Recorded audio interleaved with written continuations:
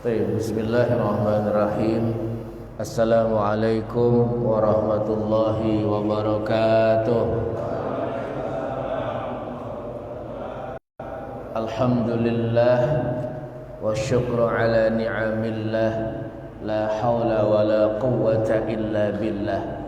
Ashhadu an la ilaha illallah wahdahu la syarika lah, wa ashhadu anna Muhammadan abduhu wa rasuluh alladzi la nabiyya ba'dah.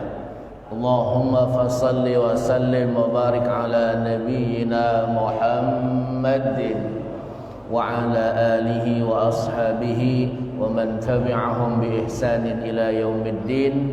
Amma ba'd, fa ya ibadallah, usi nafsi wa iyyakum bi taqwallah wa ta'atihi la'allakum tuflihun.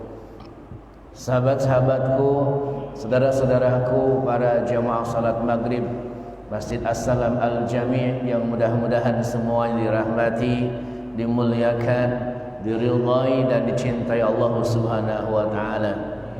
Alhamdulillah, seraya kita memuja dan memujinya, mari di saat ini, saat yang baik, saat yang mulia, bahkan saat yang istimewa, kita sama-sama hiasi qalbu kita dengan rasa syukur kita kepada Allah Subhanahu wa taala.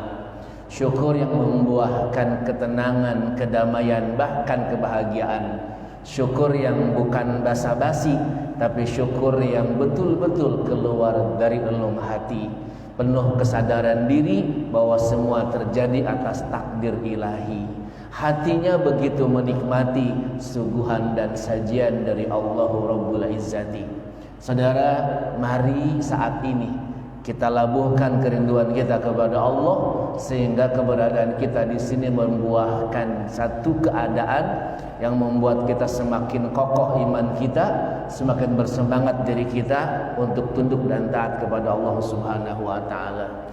Sekali lagi, mari kita akui, hadza rahmatum mir rabbi, ini semua rahmat dari Allah. Jikalau bukan karena Allah, saya tidak mungkin duduk di hadapan Anda, dan Anda juga tak akan hadir di sini. Oleh karena itu, mari kita akui bahwa kita saat ini bukan sedang duduk, tapi sedang didudukkan oleh Allah Subhanahu wa taala. Kita bukan sedang berkumpul, tapi sedang dikumpulkan oleh Allah Subhanahu wa taala. Karena siapa kita? Kita tak mampu mendengar tanpa diperdengarkannya, tak mampu berjalan tanpa diperjalankannya, tak sanggup bicara tanpa dibicarakannya, tak bisa berdiri tanpa diberdirikannya, bahkan pada puncaknya tak sanggup hidup tanpa dihidupkannya. Oleh karena itu, saudaraku yang dirahmati Allah, berbahagia bersama Allah adalah pilihan yang sangat indah, yang sangat mulia, dan yang sangat istimewa.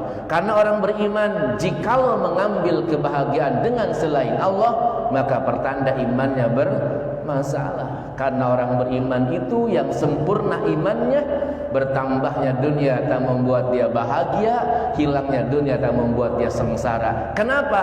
Tak pernah sedikit pun dirinya bersandar kepada selain Allah. La ilaha illallah. Nyaman terus sama Allah. Mari kita latih itu.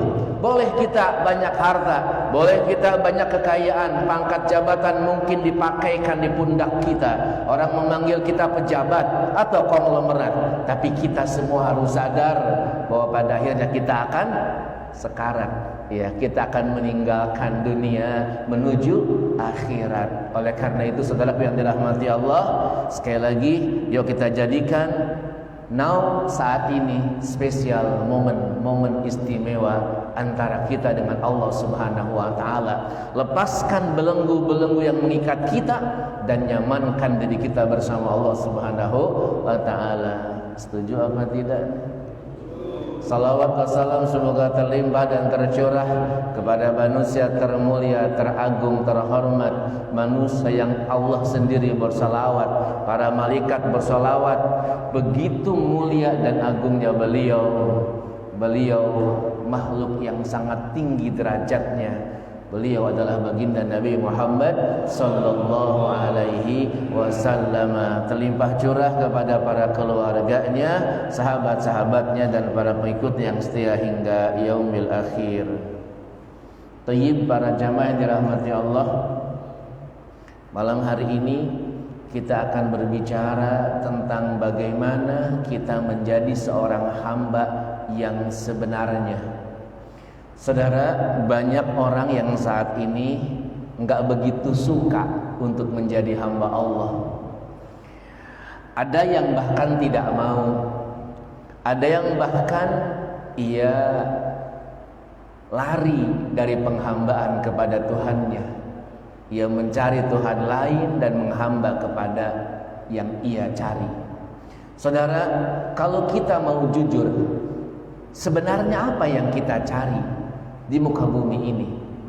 Tugas apa sebenarnya yang harus kita lakukan di muka bumi ini? Kalau hidup hanya sebentar, kalau semua yang hadir, yang ada, yang kita miliki bukan milik kita hakikatnya, kalau semua tempat yang kita diami pada akhirnya akan hancur, lantas kita hendak melangkah kemana? Kan begitu? Betul apa tidak? Saudara, mari kita pahamkan diri kita. Allah Jalla wa Ala berfirman, "Wa ma khalaqtul jinna wal insa illa liya'buduni." Tiadalah kami ciptakan jin dan manusia kecuali hanya untuk menghamba atau mengabdi kepadaku, kepada Allah Subhanahu wa taala. Jadi, ibu bapak yang hadir di sini, mari kita pahamkan, saya dan kita semua dihidupkan oleh Allah untuk menjelma menjadi hamba Allah. Maka saya ingin ngajak malam hari ini, mari berbahagia, mari berusaha, dan mari kita perjuangkan diri kita untuk menjadi hamba Allah. Karena ada orang yang hidupnya nggak jadi hamba Allah, tapi jadi hamba syaitan. Allah Jalla wa Ala berfirman, ya sudah pada hafal semua suratnya? Surah Yasin nih. وَامْتَازُوا الْيَوْمَ أَيُّهَا الْمُجْرِمُونَ أَلَمْ أَعْهَدْ إِلَيْكُمْ يَا بَنِي آدَمَ أَلَّا تَعْبُدُوا الشَّيْطَانَ إِنَّهُ لَكُمْ عَدُوٌّ مُّبِينٌ وَأَنِ اعْبُدُونِي هَذَا صِرَاطٌ مُّسْتَقِيمٌ. Saya ambil ayat yang belakangnya. Allah ta'budus syaitan. Allah berfirman, jangan engkau menghamba, menyembah, mengabdi kepada syaitan. Kenapa? Innahu lakum aduwwum mubin. Syaitan ini musuhmu yang nyata. Ya, saudara, tidak ada orang yang selamat yang mengikuti musuh. Karena musuh yang sangat kejam, yang sangat ganas, ya kita ikuti lah, pasti kita bakalan binasa. Ya, tawaran kebahagiaan yang ditawarkan oleh syaitan adalah kesengsaraan. Tawaran surga yang disodorkan oleh syaitan adalah neraka yang sebenarnya, saudara-saudara sekalian. Dan syaitan menghiasi keburukan-keburukan dengan keindahan. Halo, yang halal nggak enak, yang haram yang enak. Itu kata siapa? Syaitan. Nah, itu bilang begitu ya. Ya, Masya Allah. Selingkuh itu kata siapa itu? Saya nggak berani bilangnya. Masya Allah. Kalimah-kalimah ini muncul teman-teman sekalian, seolah ayolah pacaran itu menyenangkan, padahal itu di budaya syaitan. Ya, bersama dengan yang haram membahagiakan. Ingat teman-teman sekalian, tidak ada kebahagiaan di saat kita berbuat maksiat di hadapan Tuhan. Tolong diingat teman-teman sekalian. Walaupun nampak bahagia, maaf, itu semu dan sebentar. Ya, kalau saya berbuat maksiat, walaupun saya kelihatan senang, padahal sebenarnya enggak ada, tidak ada kebahagiaan saat bermaksiat di hadapan Tuhan. Benar apa enggak sih? Ya, Ustaz, banyak tuh orang senang mah banyak Pak, tapi orang senang belum tentu bahagia. Ya, halo. Kalau orang korupsi nggak ketangkep seneng dia, tapi belum tentu bahagia. Yang selingkuh nggak ketahuan senang dia, tapi belum tentu bahagia. Karena bahagia itu anugerah dari Allah. Buat siapa? Buat orang beriman. Huwallazi anzala as-sakinata fi qulubil mu'minin. Dialah Allah yang menginjek kebahagiaan, yang menyuntik, yang menghadiahkan kebahagiaan ke dalam kalbunya orang-orang yang beriman. Makanya Nabi Muhammad SAW saat itu diboikot, hartanya kurang. Kalau dibicara bahagia enggak? Tetap bahagia. Orang yang berbaring di rumah sakit, Allahnya sambung dengan dia, tetap bahagia. Karena orang beriman, keadaan tidak akan pernah membuat sengsara. Hanya Allah yang membuat dia bahagia. Jauh dari Allah, lupa dengan Allah, itu yang membuat dia resah dan gelisah. Tayyib, sampai di sini ketangkep Pak. Jadi, ayo kita berusaha Allah ta'budu syaitan, jangan menghamba kepada syaitan. Innahu lakum aduwwum mubin, sungguh syaitan musuhmu yang nyata. Wa ani'buduni hadza siratum mustaqim, menghambalah kepadaku, ini jalan yang lurus. Jadi jalan yang lurus adalah jalan penghambaan seseorang kepada Tuhannya. Bapak sholat di masjid, bapak ngaji, bapak baca Quran, sedang berada di jalan yang lurus. Nggak perlu khawatir, Pak. Kalau saya atau kita nggak berada di jalan yang lurus, berarti kita berada di jalan yang bengkok. Kalau kita tidak berada di jalan yang benar, pasti kita berada di jalan yang salah. Benar apa enggak? Halo? Saat kita nggak jadi hamba Allah, pasti jadi hamba siapa? Syaitan. Jelas teman-teman sekalian, tidak ada yang salah dalam hal ini. Quran sudah bicara kok. Di saat kita tidak menunjukkan penghambaan kita kepada Allah, saat itu kita menghamba kepada selain Allah. Sebut saja oknum itu bernama syaitan. Kadang menghamba kepada hawa nafsu, kadang menghamba kepada dunia, ya, kadang menghamba kepada pangkat jabatan, kadang menghamba kepada loyalitas organisasi.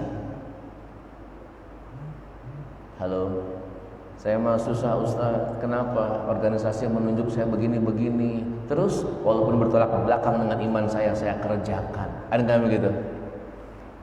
Halo, yang kita perjuangkan ini apa dan siapa teman-teman? Sungguh rugi hidup yang sekali-kalinya kalau kita tidak memperjuangkan Tuhan kita, syariat agama kita. Itu jalan keselamatan kita, saudaraku sekalian. Tayyib. Oleh karena itu, malam hari ini mari kita kaji Al-Quran, bagaimana Allah menyuruh kita menjadi hamba-Nya. Silakan dibuka Ustaz, surah An-Nisa ayat ke-36. Yang mau buka Al-Quran silahkan supaya tambah pahalanya.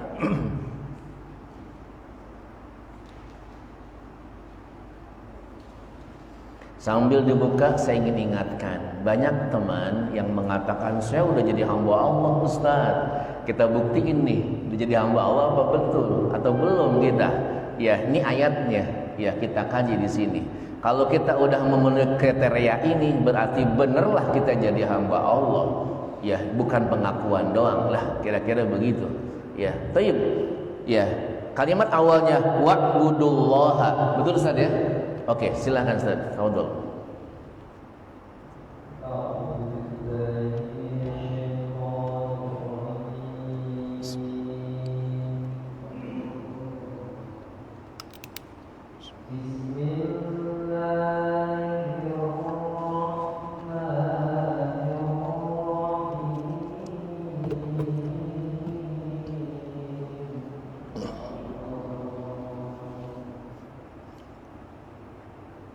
Wow.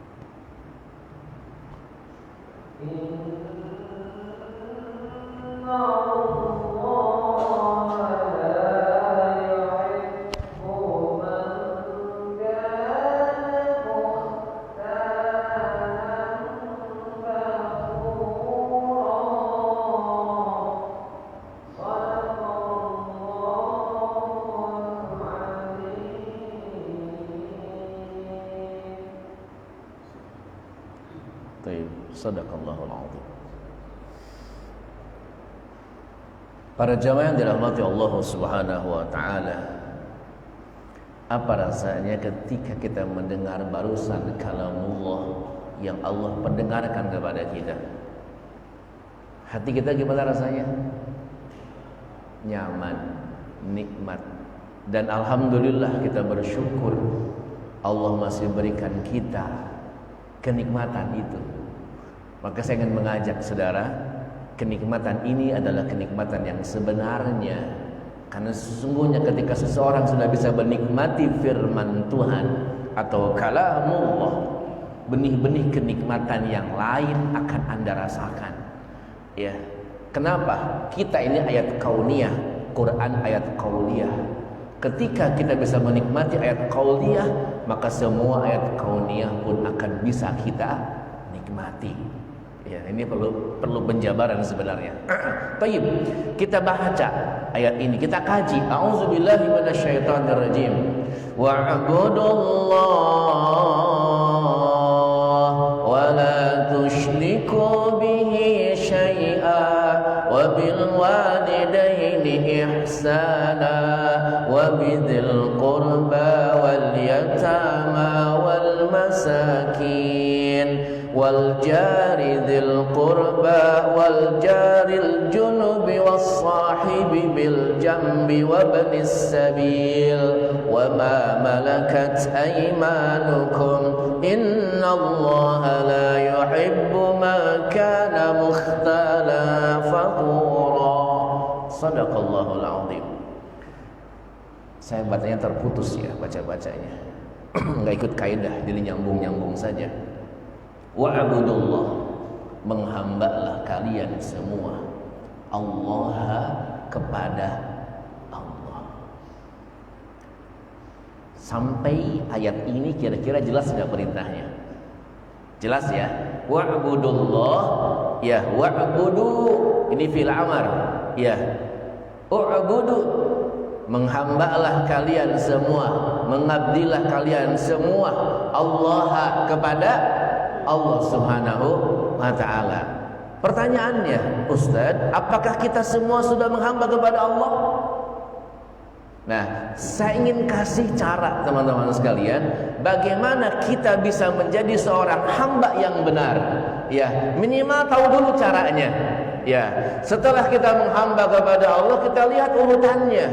Ya, ayat ini sebenarnya mau menjelaskan tentang seseorang benar menjadi hamba Allah kalau pertama wala tusyriku bihi syai'an, ia tidak menyekutukan Allah. Enggak mungkin jadi hamba Allah menyekutukan Allah. Oh, saya enggak syirik sama Allah.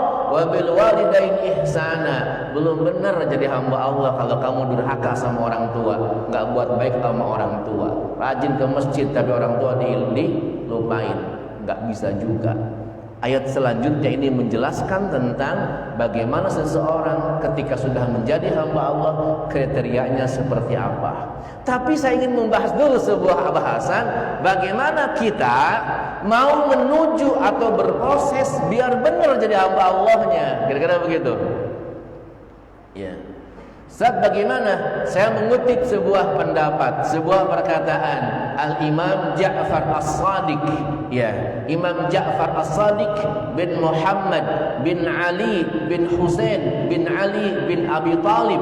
Ya, beliau memberikan sebuah tahapan ketika seseorang mau menjadi hamba Allah Subhanahu wa taala, ada 3 tahapan yang bisa dilakukan. Halo. Sampai di sini bisa ketangkep tidak kira-kira? Ada berapa tahapan? 3. Ya, Imam Ja'far As-Shadiq bin Muhammad ya bin Ali bin Husain bin Ali bin Abi Thalib. Ya. Kalau tradisi Syiah itu menyebutnya imam ke-6. Ya, tapi saya tidak mengambil konteks itunya, tapi saya ingin konteks bagaimana perkataan beliau.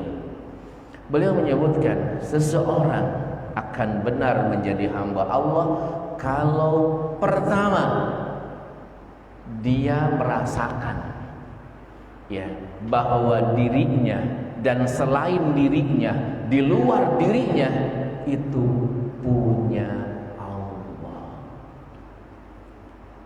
Banyak orang tahu, oh ini punya Allah, tapi nggak merasakan itu punya Allah. Ini tubuh punya siapa? Punya Allah, tapi seringkali nggak merasakan itu punya Allah. Karena rasa nggak ada, kita kemudian bersikap tanpa rasa. Iya. Akhirnya gimana? Kita semau kita, padahal itu bukan punya kita.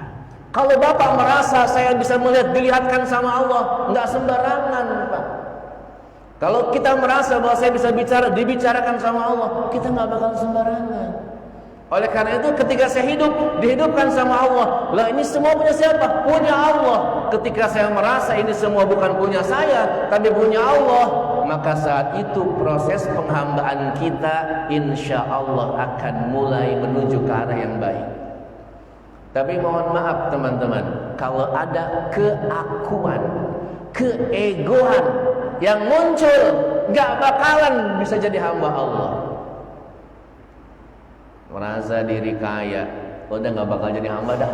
Merasa diri pinter, merasa diri mampu. Harusnya bukan merasa diri pintar, tapi merasa dipintarkan oleh Allah, merasa dimampukan oleh Allah, dikayakan oleh Allah. Kalau dia merasa diri, egonya muncul, keakuannya muncul, mohon maaf, kita akan gagal jadi hamba Allah. Beribu kalimat kita ucapkan min abdillah, dari hamba Allah Subhanahu wa taala, hanya sebatas ucapan dan tulisan saja. Pertanyaan saya, saudara, kalau diri ini, di luar diri ini bukan punya kita, punya siapa? Punya Allah. Lantas punya kita apa? Halo? Saya ingin sebutkan aja, punya kita adalah dosa. Yang punya kita ini dosa, Pak. Yang merasa, wah, punya saya dosa, punya saya kehinaan. Kalau Anda merasa bahwa punya saya dosa, punya saya kehinaan, apa pantas kita petantang petenteng? Halo? Halo, Pak? Kalau Anda lihat tubuh, oh, ganteng, gagah segala macam, kulitnya halus, posturnya luar biasa, iya. Tapi kalau Anda memandang itu, tapi ketika Anda memandang isi perut Anda, siapa saya?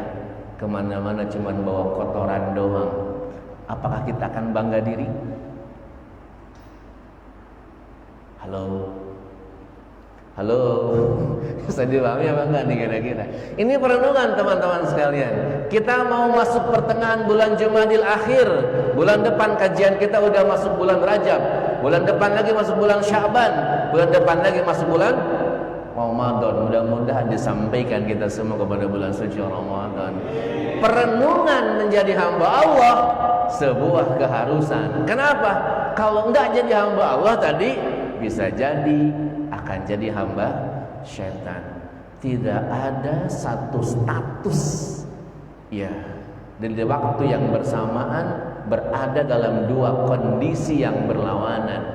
Ya nggak bisa satu waktu berada dalam dua status yang berlawanan, nggak bakalan bisa. Kalau nggak jadi hamba Allah ya hamba syaitan, kira-kira begitulah. Ya, jadi aku saja, saat saya mampu, saya bisa. Maaf, semula sekarang kita katakan it is not mine, ini bukan punya aku. Ya, ini adalah punya Allah. Sampai sini paham Pak kira-kira?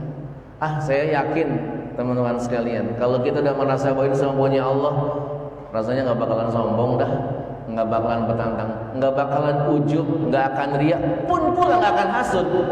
Oh dia kaya, dia luar biasa. Hei, itu punya Allah, bukan punya dia. Anda nggak bakal iri, ya.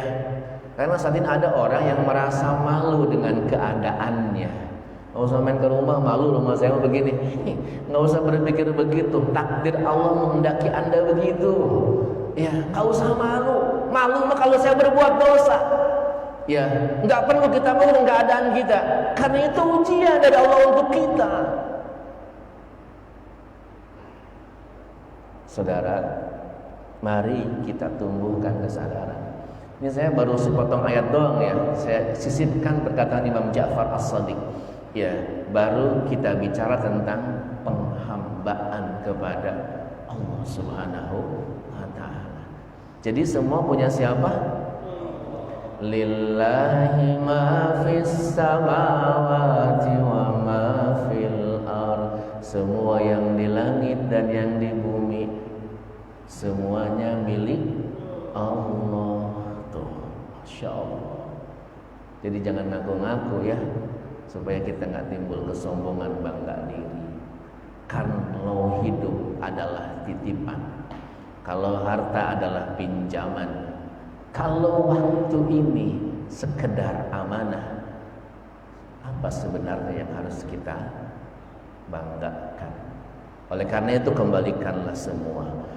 Jangankan saudara perkara yang besar, perkara yang kecil, semua akan dimintai perhitungannya, dimintai pertanggungjawabannya.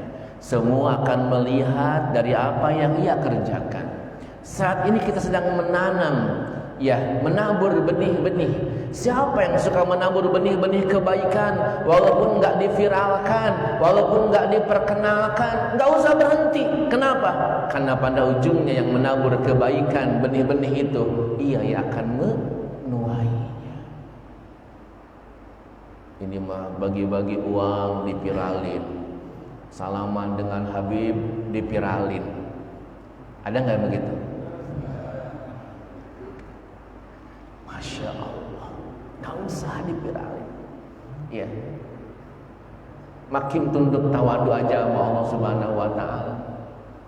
Ya, biarlah amal kita yang akan menyelamatkan kita pada akhirnya. Karena kita beramal bukan karena manusia, karena kita beramal karena Allah Subhanahu wa ta'ala. Manusia tak bisa berbuat apa-apa.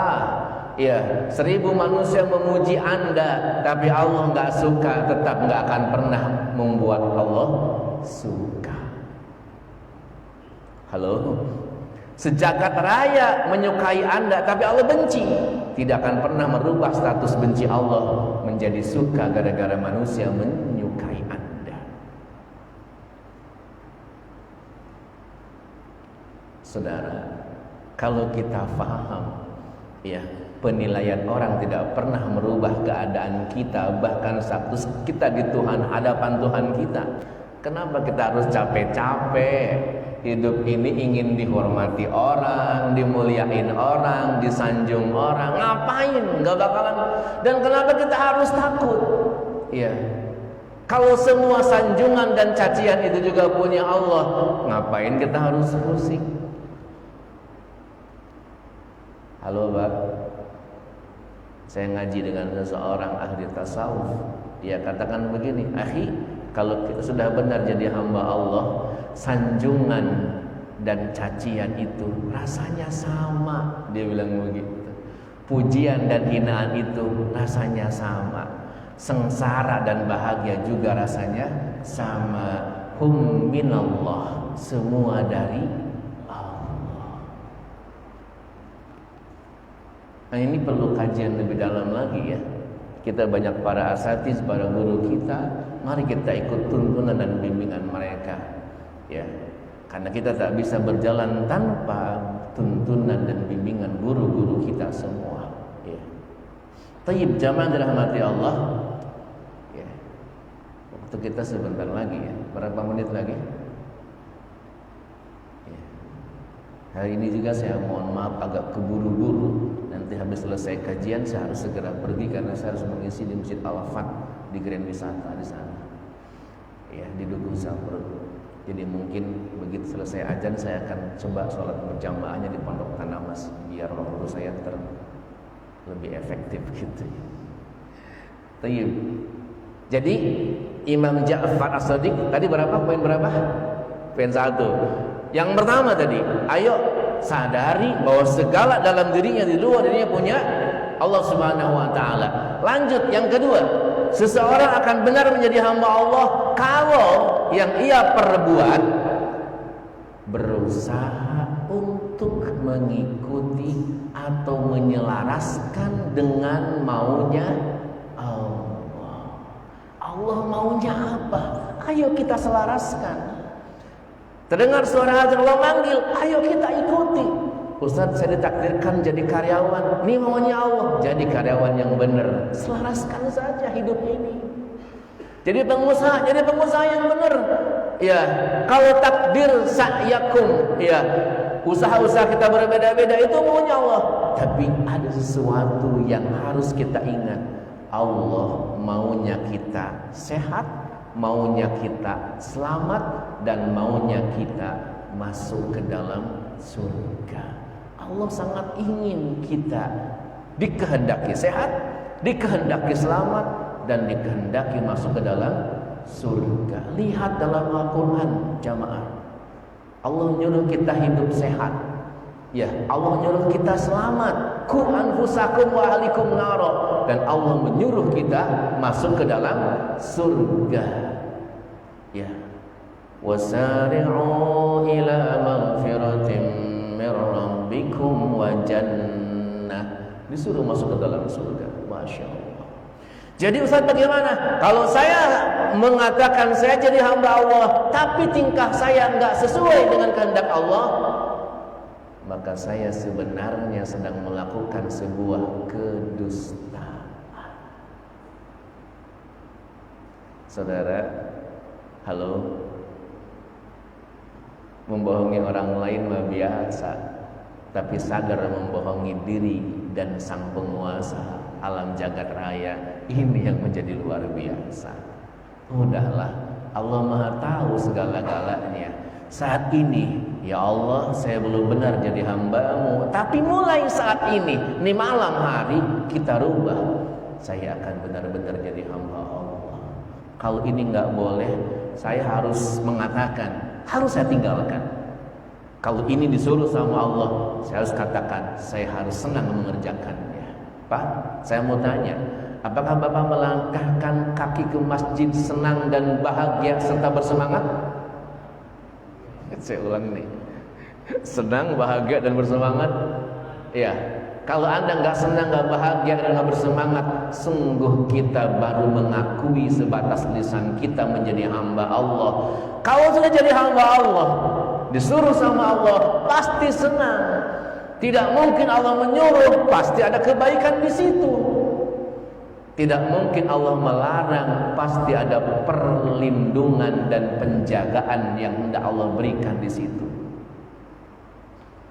Ya. Ingat, setiap perintah itu kebaikan, setiap larangan itu kehormatan. Yang melanggar larangan, kehormatannya jatuh. Yang mengerjakan perintah, kemuliaannya naik. Halo, contoh, wala taqrabuz zina, jangan dekat-dekati zina. Larangan bukan? Larangan bukan? Larangan. Kalau saya melakukannya, saya mendekati zina, kira-kira gimana derajat saya?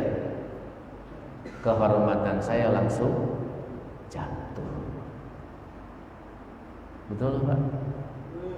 Semua Ustadz mendekati pakai boncengan, ya, pakaiannya seksi, kira-kira gimana? Halo? Padahal bukan bininya, bini orang, kira-kira gimana? Jatuh derajatnya.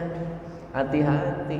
Larangan itu perlindungan Allah untuk jaga kehormatan kita. Betul? Kenapa ada kalimat wala tusyriku bihi syai'a? Jangan dirimu menyekutukan Allah. Ini larangan jelas, Pak, larangannya. Kenapa? Begitu kau menyekutukan Allah, dirimu akan binasa. Halo? Apa ada orang yang menyekutukan Allah yang selamat? Gak ada. Contoh, ini agak ekstrim contohnya. Ini orang lagi kesulitan ekonomi, akhirnya dia musyrik, menyekutukan Allah, ikut pemujaan, pesugihan. Apakah dia akan bahagia dan selamat? Gak bakalan, Pak. Sengsara hidup dia. Ketika seseorang lari dari Tuhannya, maka tidak akan pernah ada kebahagiaan sedikit pun yang ia dapatkan. Kenapa kalimat yang kedua, wa'budullah wa la tusyriku bihi syai'a? Karena begitu seorang menyekutukan Allah, Allah cabut kebahagiaan hidupnya. Senang mah boleh dapat, Pak. Makan enak senang, kumpul sama teman senang, betul nggak? Ngumpul di pos senang. Ya, tapi bahagia belum tentu dapat. Tayyib. Jadi setiap yang kita kerjakan, yang kita lakukan harus berusaha mengikuti kehendak Allah. Jangan menyimpang. Ya. Kalau kita hidup kemudian menyimpang dari aturan Sang Maha Kuasa Allah Subhanahu wa taala, apa yang kita banggakan saat kita berdiri di hadapan Tuhan kelak? Yauma yaqumun nasu li rabbil alamin. Saat manusia berdiri di hadapan Rabb mereka, Masya Allah, mempertanggungjawabkan semuanya. Sampai di sini ketangkep Pak kira-kira? Jadi menjadi hamba Allah sebuah pilihan mulia, dan mari kita perjuangkan untuk menjadi hamba Allah. Dan saya garis bawahi, kalau kita tidak perjuangkan hidup kita untuk menjadi hamba Allah, menyembah kepada Allah, terus apa yang kita perjuangkan? Cari dunia terus, kagak bakalan dibawa mati, Mas. Ya, kaya, orang kaya sekaya coba Anda bayangin. Maaf, seandainya nanti malam Anda tidur jam berapa tidur? Contoh ini mah contoh, jam berapa? Jam 10 misalkan Anda tidur. Begitu Anda tidur, Anda ingat Anda punya tabungan banyak, ada yang jutaan, ratusan juta, dan maaf, ada yang miliaran. Saat Anda tertidur dan Anda nggak bangun lagi, kira-kira perasaan Anda gimana dengan uang itu? Ya Allah, duit gue banyak, gak bangun lagi, ini tidur, kira-kira begitu. Gimana ini? Dia bilang gitu kan, ya Allah balikin saya, gitu nggak kira-kira? Orang yang menumpuk harta, dia telah menggali lubang penyesalan. Hati-hati. Bukan gak boleh kaya raya, silahkan kaya raya, tapi semua bermanfaat. Punya rumah 4, halo, 1 buat yatim, 1 buat rumah tahfiz. Ya, halo. Tapi kalau berani mah punya rumah 4, 1 istri pertama. Kalau berani itu. Tapi kalau enggak, 1 buat rumah yatim, 1 buat rumah tahfiz, 1 buat rumah singgah, 1 yang dia pakai sama keluarga. Bermanfaat enggak? Bermanfaat. Tapi ada orang punya rumah di mana-mana enggak bermanfaat. Dia telah menggali lubang penyesalan. Makin banyak, makin dalam dia nyesalnya pas saat sakaratul maut. Halo Pak, saya punya sahabat, ya, ya mudah-mudahan ini Allah berkahi beliau. Ya. Orangnya Allah berikan kekayaan yang luar biasa. Ya.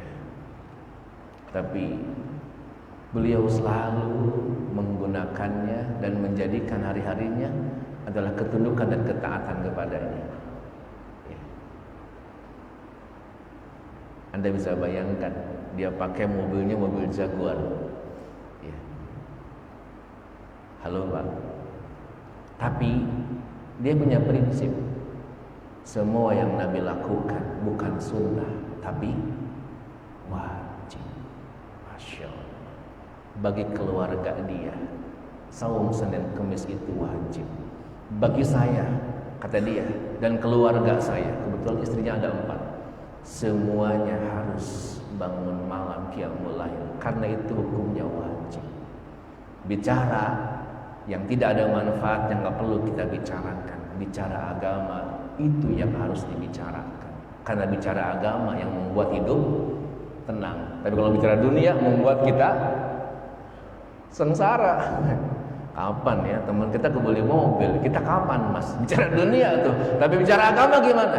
Dek, besok hari Senin kita saum yuk biar dicintai sama Allah. Beda nggak ceritanya? Halo? Atau Dek, besok liburan kemana kita? Mau ke Paris apa ke Inggris nih? Apa ke Jepang? Masya Allah. Nggak akan ada berhentinya ngikutin hawa nafsu. Nabi kan udah jelas, manusia mah nafsunya gak bakalan berhenti kecuali kalau udah disumpel sama tanah mulutnya. Gak ada berhentinya teman-teman sekalian. Ya. Jadi hiduplah sesuai aturan Allah Subhanahu wa taala, karena memang kita sedang berada di zona ujian. Waktu kita sebentar teman-teman sekalian. Lihat teman-teman, udah banyak yang mendahului kita. Teman SD kita udah banyak yang mati. Teman SMP kita juga ada. Teman SMA kita juga ada. Bahkan teman kuliah juga udah ada yang mendahului. Dan Allah masih percaya sama kita, dihidupin sama Allah. Berarti emang kita masih punya waktu untuk bertobat, ya, karena kita punya dosa. Sampai di sini ketangkep Pak kira-kira? Jadi menjadi hamba Allah menyenangkan nggak kira-kira ini? Kalau Anda nggak senang jadi hamba Allah, terus senang jadi hamba siapa? Kadang-kadang begitu aja mikirnya. Sederhana aja. Kalau saya tidak memperjuangkan hidup saya untuk Allah dan Rasulnya, terus yang saya perjuangkan apa dalam hidup saya ini? Padahal hidup Pak cukup dengan makan 3 kali, berlebih malah. Ya, selebihnya hanya hiasan doang. Yang punya uang miliaran di bank sekedar hiasan doang. Oh iya, ya punya kendaraan banyak, hiasan doang. Begitu meninggal dunia, tadi saya katakan kalau itu tak ada manfaatnya, hanya menggali lubang-lubang kesengsaraan.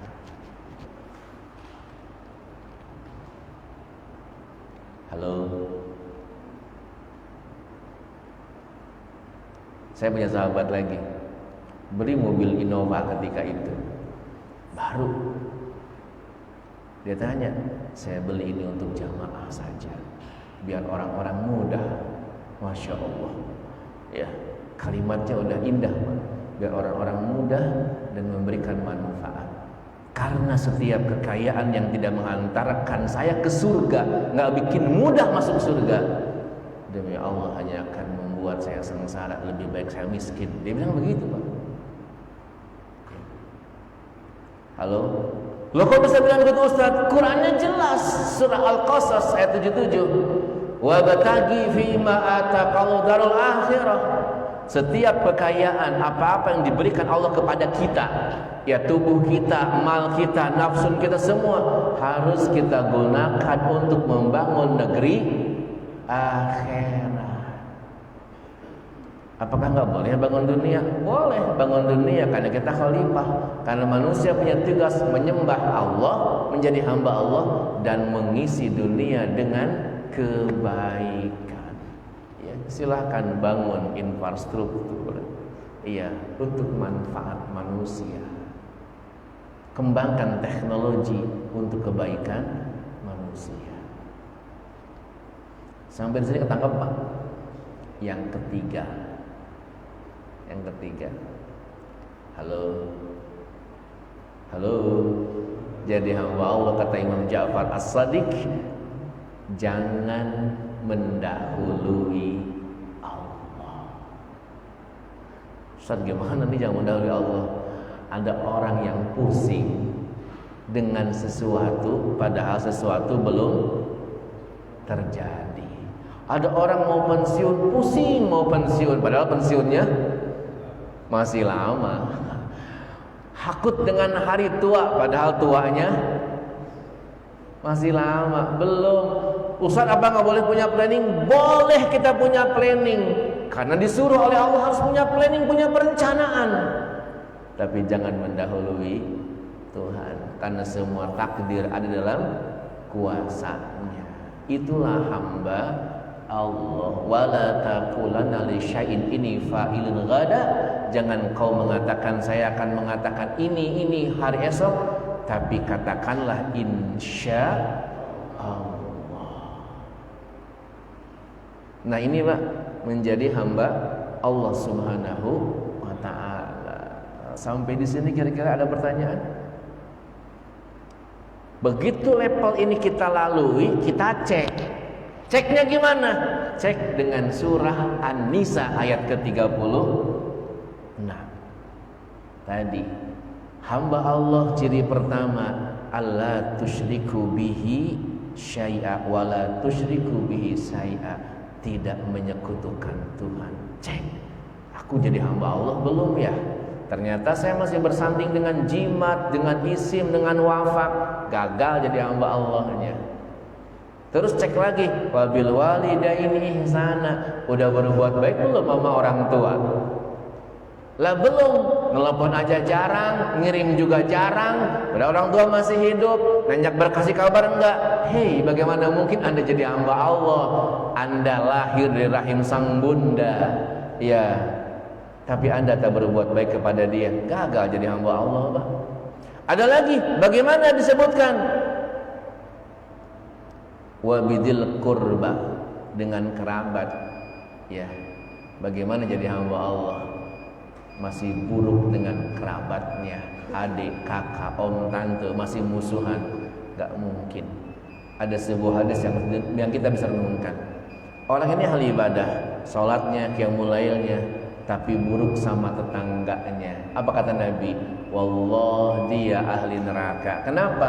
Karena seorang hamba disebutkan di sini, dia harus berbuat ihsan, wajaridil qurba wajaril junub.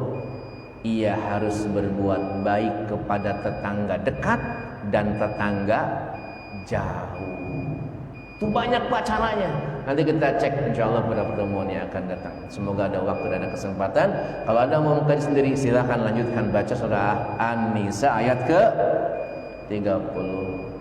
Demikian yang disampaikan. Saya mohon maaf lahir batin. Aqulu qouli hadza, subhanakallahumma wa bihamdik, asyhadu an la ilaha illa anta, astaghfiruka wa atubu ilaik. Assalamualaikum warahmatullahi wabarakatuh.